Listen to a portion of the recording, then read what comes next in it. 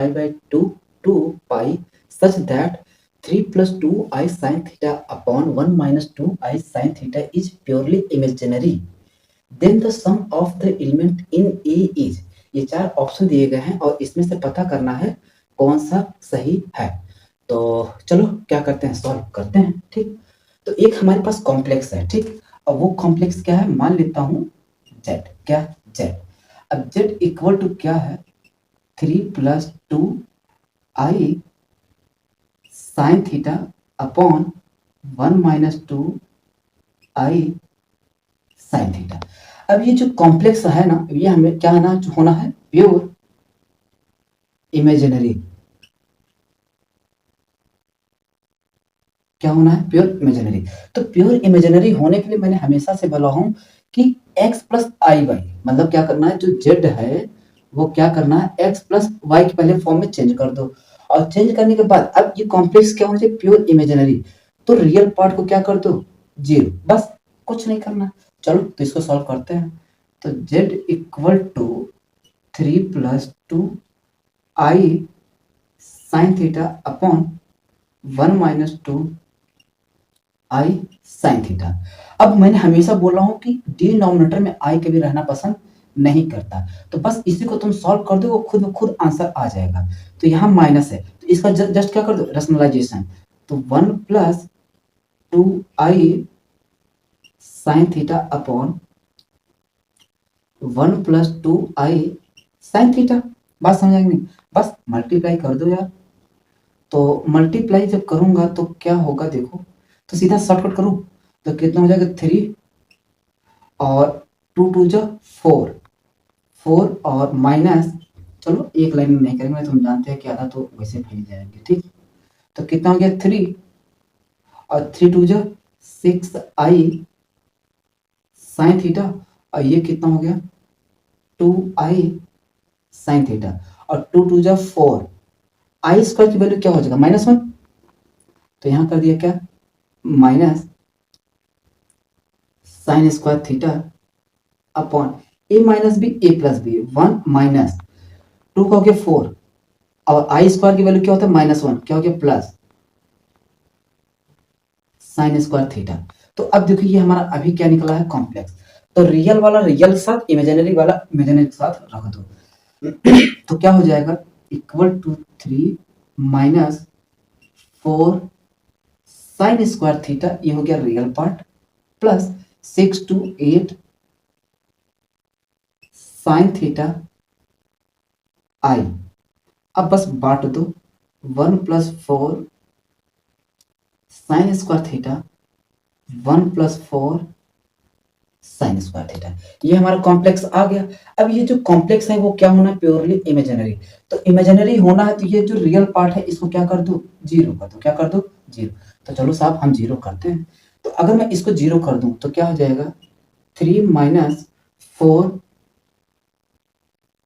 Sign square theta upon 1 plus 4 sine square theta.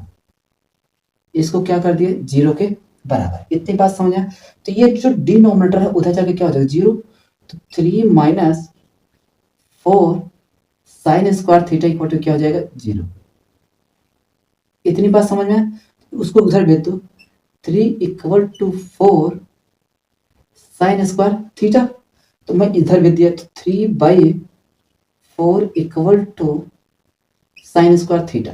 तो मैं इसको क्या लिख सकता हूँ, √3/2 का स्क्वायर साइन स्क्वायर थीटा। ये किसकी वैल्यू है, साइन के टर्म में, sine square π/3 equal to sine square theta.